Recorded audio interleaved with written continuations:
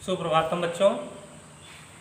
जयराम के सरवानी inter college Karnaipur Prayagraj के online कक्षा में आप सभी का स्वागत है। जैसा कि आप जानते हैं कि संस्कृत व्याकरण के अंतर्गत आपको विभक्तियों का प्रयोग बताया जा रहा है और उसमें पिछले वीडियो में आपको बताया गया था तृतीया विभक्ति का प्रयोग, और आज हम आपको चतुर्थी विभक्ति के प्रयोग से अवगत कराते हैं। तो आइए देखते हैं। जैसे चतुर्थी विभक्ति संप्रदान कारक में होता है। हमने कारकों के विषय में आपको पिछले वीडियो में ही बताया था कि चतुर्थी विभक्ति में संप्रदान कारक होता है और किस किस जगह चतुर्थी विभक्ति का प्रयोग किया जाता है। इसके नियमों पर आइए देखते हैं। पहला नियम है दानस्य कर्मणा यम विप्रयति संप्रदानम। इसका अर्थ होता है दान कर्म के द्वारा कर्ता जिसे चाहता है अर्थात जिसको दान देता है उसमें संप्रदान कारक चतुर्थी विभक्ति होती है। उसमें संप्रदान कारक चतुर्थी विभक्ति होती है। अब इसका उदाहरण है राजा याचकों को धन वितरित करता है। राजा याचकों को धन वितरित करता है। याचकों अर्थात भिखारियों को धन वितरित करता है। अब यहां पर जो है राजा याचकों को धन बांटने का काम करता है, तो यहाँ याचकों में चतुर्थी विभक्ति का प्रयोग किया जाएगा, क्योंकि याचकों यानी याचक को ही धन प्रदान किया जा रहा है। इसको जो है दान दिया जा रहा है, तो इस याचक शब्द में चतुर्थी विभक्ति का प्रयोग किया जाएगा। अब देखिए यहाँ पर इसका अनुवाद राजा याचकेभ्यः धनम वितरति, और ये वर्तमान काल यानी लट लकार का वाक्य है, इसलिए यहाँ पर जो क्रिया होगी वितरत होगी। तो राजा याचकेभ्यः धनम वितरति, राजा याचक को या भिखारी को धन बांटता है। और दूसरे उदाहरण के रूप में देखेंगे विद्या ज्ञान के लिए धन दान के लिए होता है। अब यहाँ भी दान देने की बात आई है। अब जैसे विद्या ज्ञानाय, अब यहाँ ज्ञान के लिए है और यहाँ भी दान के लिए है। दो बातें यहाँ दी गई है, ज्ञान के लिए और दान के लिए। और जैसा कि हमने कारक के चिन्हों में बताया था कि इसका चिन्ह होता है को के लिए, तो आपको दो चिन्हों में से कोई एक चिन्ह आएगा। यहाँ पर के लिए है, यहाँ पर भी के लिए है, एक चिन्ह का प्रयोग है। इसलिए अगर ये ज्ञान के लिए है तो ज्ञान शब्द में चतुर्थी विभक्ति बनाएंगे, और दान के लिए है तो दान शब्द में चतुर्थी विभक्ति बनाएंगे। तो इस तरह से हमारा ये वाक्य हो जाएगा विद्या ज्ञानाय धनम दानाय च भवति। विद्या ज्ञान के लिए और धन दान के लिए होता है। तो इस तरह से ये पहले नियम का प्रयोग हुआ। अब दूसरा नियम है रुच्यर्थानाम प्रियमाणम। ये दूसरे नियम का सूत्र होता है। रुच्यर्थानाम प्रियमाणा का मतलब होता है रुचि अर्थ वाली धातुओं के योग में चतुर्थी विभक्ति होती है। रुच्यर्थानाम रुचि अर्थ वाली, और प्रियमाणा का मतलब होता है प्रसन्न होना। तो दोनों का लगभग एक ही अर्थ होता है। अब यहाँ प्रियमाणा मन प्रसन्न होना और रुचि अर्थ, तो यहाँ देखिए इसका उदाहरण है बालक को दूध अच्छा लगता है। तो अच्छा लगना ही जो है ये रुचि के अर्थ को प्रदान करता है, यानी रुचि धातु का प्रयोग इसमें किया गया है। बालक को दूध अच्छा लगता है, तो जिसको दूध अच्छा लगता है यानी बालक को दूध यहाँ अच्छा लग रहा है, तो बालक शब्द में चतुर्थी विभक्ति का प्रयोग किया जाएगा। अब यहाँ को का चिन्ह लगा हुआ है, को भी संप्रदान कारक का चिन्ह होता है। और तो बालक को दूध अच्छा लगता है, इसलिए जो है यहाँ बालक को चतुर्थी विभक्ति में प्रयोग कर देंगे बालकाय। तो यहाँ बालकाय लिखेंगे। इसके आगे रुच धातु है, रुच मन अच्छा लगता है, तो दुग्धम रोचते लिख देंगे, बालकाय दुग्धम रोचते। इसी तरह से दूसरा उदाहरण है तुम्हें क्या अच्छा लगता है। अब तुम्हें अब ये सर्वनाम है, तुम्हें का चतुर्थी एकवचन में तुभ्यम यहाँ पर होगा, क्या के लिए किम लिखेंगे और अच्छा लगने के लिए रोचते लिखेंगे, क्योंकि इसमें अच्छा लगना यानी रुच धातु है, तो यहाँ पर तुम्हें शब्द है, तो जिसको अच्छा लगता है उसी शब्द में चतुर्थी विभक्ति का प्रयोग किया जाएगा। तो तुभ्यम किम रोचते, तुम्हें क्या अच्छा लगता है, ये हो जाएगा आपका। और तीसरा जो है प्रेमाणा, मतलब अच्छी लगनी, सॉरी अच्छा लगना, तो यहाँ अच्छी लगती है, मुझे मिठाई अच्छी लगती है, ये वाक्य है, तो इसका होगा मह्यम मिष्ठानम रोचते। कि मह्यम शब्द जो है सर्वनाम है, अस्मत् शब्द चतुर्थी विभक्ति एक वचन का रूप है मह्यम, तो मुझे मिठाई अच्छी लगती है, मुझे की संस्कृत मह्यम होती है, तो मुझ शब्द में जो है चतुर्थी विभक्ति का प्रयोग किया गया है और बनाया गया है शब्द मह्यम। मिठाई अच्छी लगती है तो मिष्ठान्नम, अच्छी लगने का यहाँ होगा रोचते, तो मह्यम मिष्ठान्नम रोचते, ये आपका वाक्य हो जाएगा। अब अगला जो नियम है चतुर्थी विभक्ति का, अगला जो नियम है यह है क्रोध द्रोह ईर्ष्या असूया नाम प्रतिकोपम, यानी क्रोध द्रोह ईर्ष्या असूय और जिस पर क्रोध आदि किया जाए वहां चतुर्थी विभक्ति होती है। क्रोध माने क्रोध करना, द्रोह माने द्रोह करना, ईर्ष्या माने ईर्ष्या करना, असूय माने निंदा करना, और जिस पर क्रोध आदि किया जाए वहां पर चतुर्थी विभक्ति होती है। तो इन जगहों पर चतुर्थी विभक्ति होती है। अब जैसे आपको उदाहरण दिखाते हैं, पहला उदाहरण है गुरु छात्र पर क्रोध करता है, गुरु छात्र पर क्रोध करता है, क्रोध करना यानी क्रोध धातु का यहाँ पर प्रयोग किया गया है। तो यहाँ पर है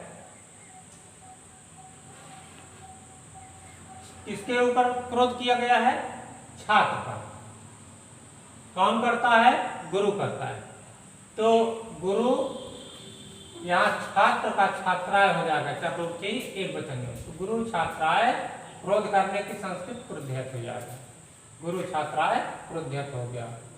इसी तरह से अगला जो अनुवाद है राम श्याम पर द्रोह करता है, राम श्याम पर द्रोह करता है, तो जिस पर द्रोह करता है उसमें चतुर्थी विभक्ति का प्रयोग होगा।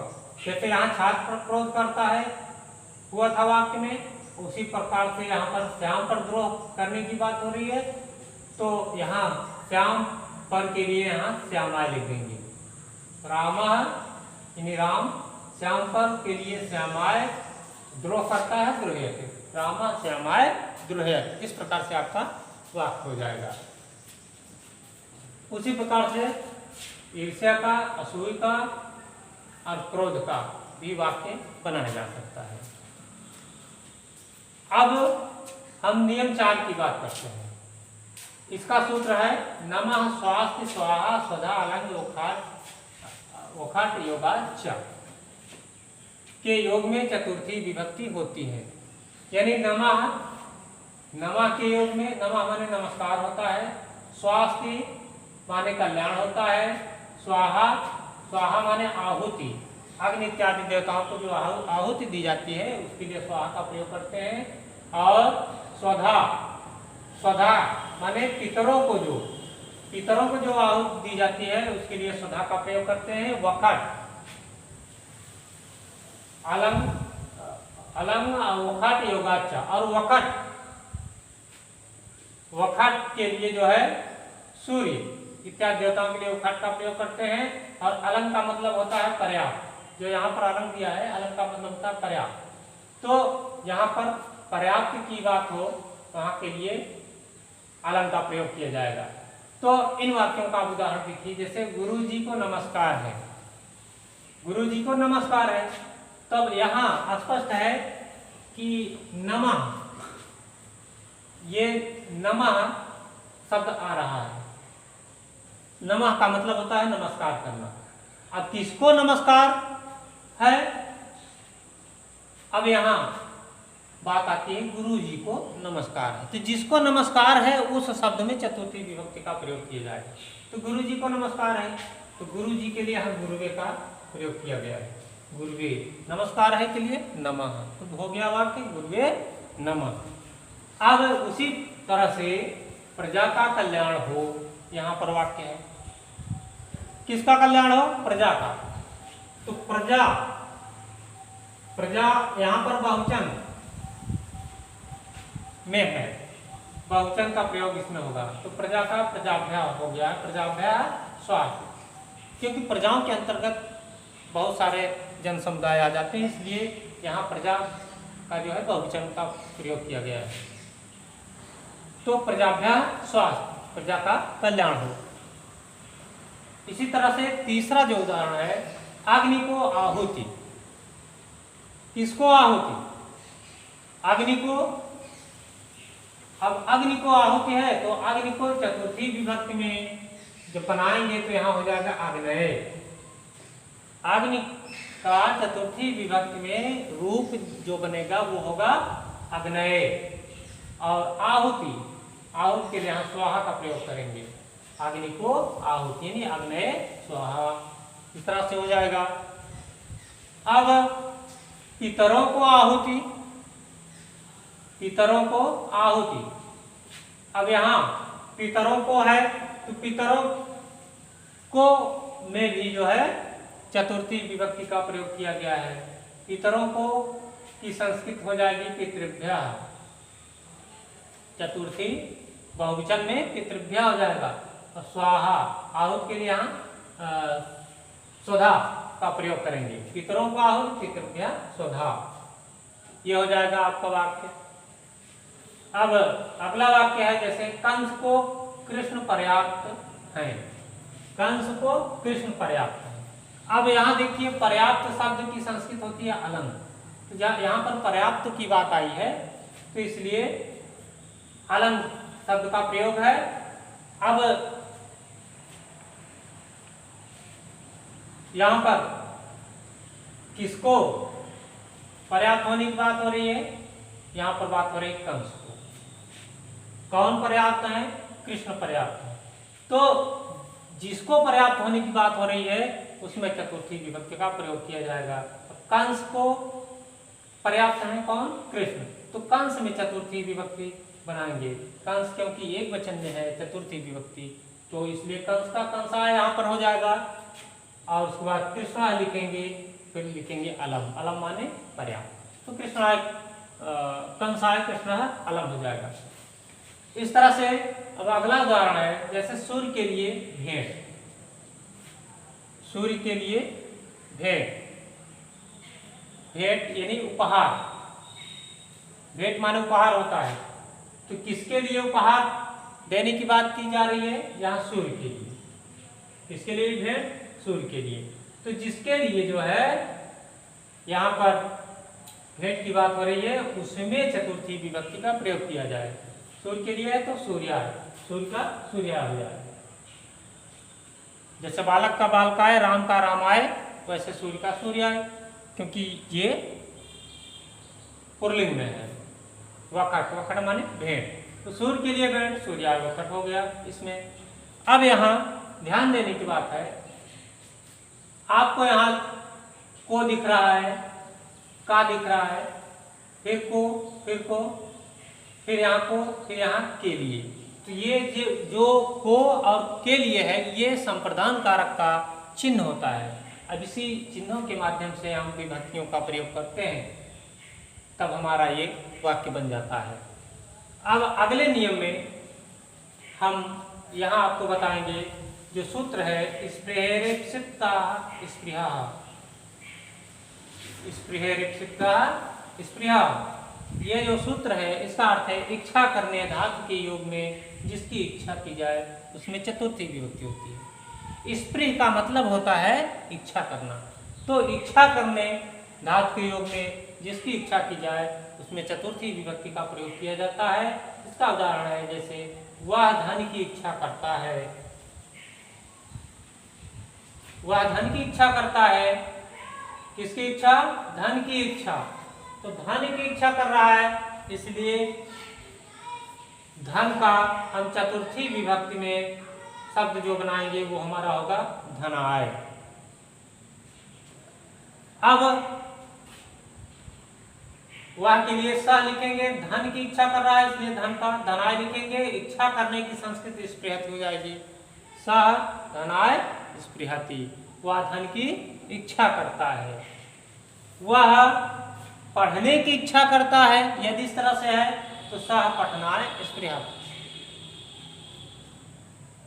तो इस प्रकार से आपका ये वाक्य हो जाएगा चतुर्थी विभक्ति में। तो आपके ये सारे नियम चतुर्थी विभक्ति के हैं। अब हम अगले विभक्ति में जो अगला नियम होगा उसकी जानकारी अगले वीडियो में देंगे। तब तक के लिए बच्चों धन्यवाद।